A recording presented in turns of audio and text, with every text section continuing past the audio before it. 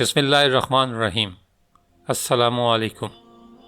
حضرت خضر علیہ السلام کی کنیت ابو العباس، نام بلیہ اور ان کے والد کا نام ملکان ہے۔ بلیہ سریانی زبان کا لفظ ہے، عربی زبان میں اس کا ترجمہ احمد ہے۔ خضر ان کا لقب ہے اور اس لفظ کو 3 طرح سے پڑھ سکتے ہیں: خضر، خضر، خضر۔ خضر کے معنی سبز چیز کے ہیں۔ آپ جہاں بیٹھتے تھے وہاں آپ کی برکت سے ہری ہری گھاس اگ جاتی تھی، اس لیے لوگ ان کو خضر کہنے لگے۔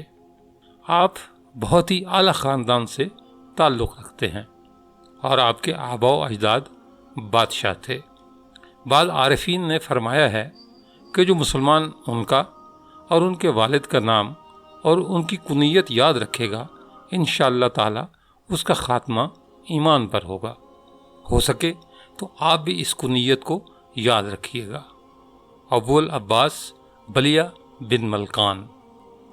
حضرت خضر علیہ السلام حضرت ذوالقرنین کے خالہ زاد بھائی بھی تھے۔ حضرت خضر علیہ السلام حضرت ذوالقرنین کے وزیر اور جنگلوں میں علمبردار رہے ہیں۔ یہ حضرت سام بن نوح علیہ السلام کی اولاد میں سے ہیں۔ تفسیر سابی میں ہے کہ حضرت ذوالقرنین حضرت ابراہیم خلیل اللہ علیہ السلام کے دست حق پرست پر اسلام قبول کر کے مدتوں ان کی صحبت میں رہے اور حضرت ابراہیم نے انہیں کچھ وصیتیں بھی فرمائی تھیں۔ اس سے یہ معلوم ہوتا ہے کہ حضرت خضر علیہ السلام کا دور حضرت ابراہیم کے دور کے فوری بعد کا ہی ہے۔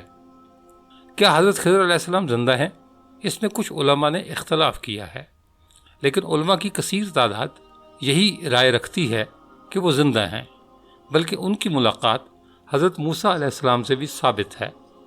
حالانکہ آپ کا دور حضرت موسیٰ علیہ السلام سے کئی 100 برس پہلے حضرت ابراہیم علیہ السلام کے دور کے فوری بعد کا ہے۔ تفسیر روح البیان میں ہے کہ حضرت یوسف علیہ السلام، جو کہ حضرت ابراہیم علیہ السلام کے پڑپوتے ہیں، ان کے درمیان اور حضرت موسیٰ علیہ السلام کے درمیان 400 سال کا فرق ہے۔ تو اس لحاظ سے حضرت موسیٰ علیہ السلام حضرت خضر سے تقریباً 600 سال بعد پیدا ہوئے ہوں گے۔ امام بدر الدین عینی صاحب شرح بخاری نے ان کے متعلق لکھا ہے کہ جمہور کا مذہب یہ ہے اور صحیح بھی یہ ہے کہ وہ نبی ہیں اور زندہ ہیں۔ خدمت بحر یعنی سمندر میں لوگوں کی رہنمائی کرنا انہی کے سپرد ہے، جبکہ الیاس علیہ السلام بر یعنی خشکی پر خلق خدا کی رہنمائی کرتے ہیں۔ اسی طرح تفسیر خازن میں ہے کہ حضرت خضر زندہ ہیں۔ شیخ ابو عمرو بن صلاح نے اپنے فتاوی میں فرمایا کہ حضرت خضر جمہور علماء و صالحین کے نزدیک زندہ ہیں۔ یہ بھی کہا گیا ہے کہ حضرت خضر اور حضرت الیاس دونوں زندہ ہیں اور ہر سال زمانہ حج میں ملتے ہیں۔ یہ بھی اسی میں منقول ہے کہ حضرت خضر نے چشمہ حیات میں غسل فرمایا اور اس کا پانی پیا۔ اسی طرح تفسیر سابی میں ہے کہ حضرت خضر علیہ السلام حضور خاتم النبیین صلی اللہ علیہ وآلہ وسلم کی زیارت سے بھی مشرف ہوئے ہیں، اس لیے یہ صحابی بھی ہیں۔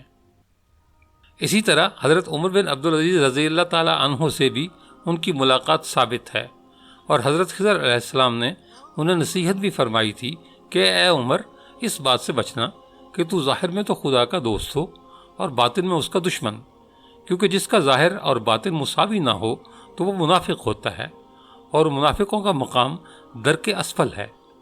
یہ سن کر عمر بن عبدالعزیز یہاں تک روئے کہ آپ کی داڑھی مبارک تر ہو گئی۔ ان کے علاوہ درجنوں بزرگان دین نے ان سے ملاقات کا ذکر کیا ہے۔ آب حیات کے متعلق بہت اختلاف ہے۔ بعض لوگ اسے ایک افسانے کے علاوہ کچھ نہیں کہتے، کیونکہ آب حیات کا تذکرہ نہ قرآن میں ہے اور نہ ہی کسی حدیث میں۔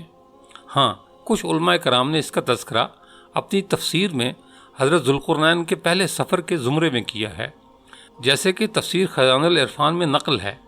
حضرت ذوالقرنین نے پرانی کتابوں میں پڑھا تھا کہ سام بن نوح علیہ السلام کی اولاد میں سے ایک شخص چشمہ حیات سے پانی پی لے گا تو اس کو موت نہ آئے گی۔ اس لیے جب حضرت ذوالقرنین نے مغرب کا سفر کیا، آپ کے ساتھ حضرت خضر علیہ السلام بھی تھے۔ وہ تو آب حیات کے چشمے پر پہنچ گئے اور اس کا پانی بھی پی لیا، مگر حضرت ذوالقرنین کے مقدر میں نہیں تھا، وہ محروم رہ گئے۔ اس سفر میں آپ جانب مغرب روانہ ہوئے تو جہاں تک آبادی کا نام و نشان ہے وہ سب منزلیں طے کر کے آپ ایک ایسے مقام پر پہنچے کہ انہیں سورج غروب کے وقت ایسا نظر آیا کہ وہ ایک سیاہ چشمہ میں ڈوب رہا ہے، جیسا کہ سمندری سفر کرنے والوں کو آفتاب سمندر کے کالے پانی میں ڈوبتا نظر آتا ہے۔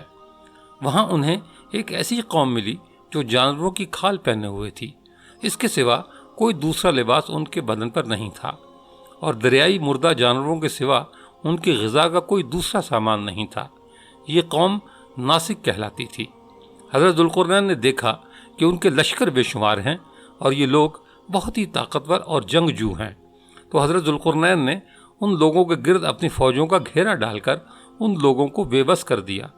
چنانچہ کچھ تو مشرف و ایمان ہو گئے، جبکہ کچھ آپ کی فوجوں کے ہاتھوں مقتول ہو گئے۔ بس آب حیات یا چشمہ حیات کی اتنی حقیقت ہی کتابوں میں لکھی ہے، مگر اصل حقیقت تو اللہ ہی بہتر جانتا ہے۔ آج کا واقعہ یہیں تک، اگلی ویڈیو میں جلد ملاقات ہوگی۔ اللہ حافظ۔